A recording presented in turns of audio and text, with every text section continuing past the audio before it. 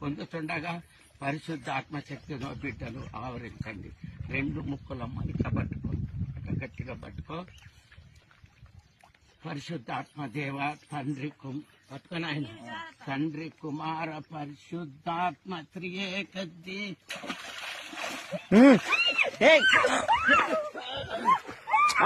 నువ్వు బైక్ రా నాకు రాదు శ్రీత,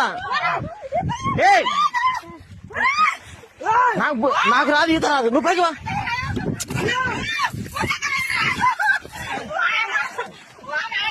గుండెలు పడుకో గుండు